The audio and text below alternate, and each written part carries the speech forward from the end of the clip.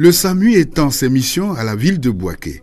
En partenariat avec la Fondation Kalou, il vient d'y installer un centre d'hémodialyse couplé d'un service mobile d'urgence pour le bonheur des insuffisants rénaux de cette partie du pays. Nous allons optimiser les secours routiers en appui à l'action du groupement des sapeurs-pompiers de Bouaké.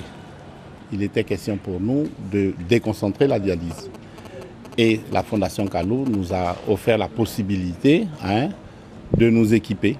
On a voulu aider ceux de l'intérieur parce qu'on s'est rendu compte après nos recherches que toute la population allait sur Abidjan. Il fallait habiter chez des parents.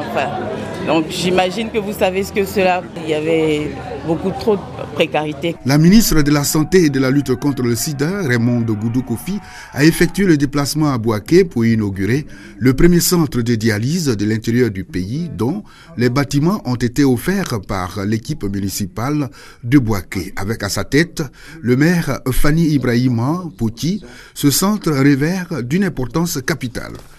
D'une capacité de 10 générateurs, le centre a été doté de 14 générateurs, de 20 ordinateurs et de 16 000 dialyseurs. Coût global de ces équipements, 300 millions de francs CFA.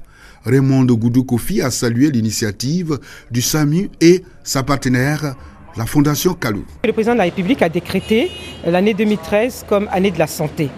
Et par rapport à cela, un de ses premiers objectifs, c'est de rapprocher les infrastructures sanitaires des populations. Donc aujourd'hui, l'inauguration de ce centre est un des actes que nous venons de poser pour justement répondre aux aspirations, aux objectifs du président de la République. Et la Fondation Kalou nous donne cette opportunité. Je voudrais signaler également qu'il serait possible éventuellement que la semaine prochaine, ou alors plutôt au début du mois de mars, que nous puissions également, encore une fois, inaugurer, n'est-ce pas, un autre centre d'hémodialyse qui sera mis à la disposition des malades de Yamoussoukro.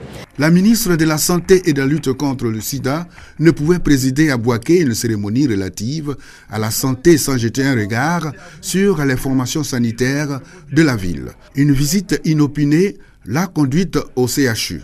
Visite à la suite de laquelle elle dit être satisfaite du travail de ses collaborateurs.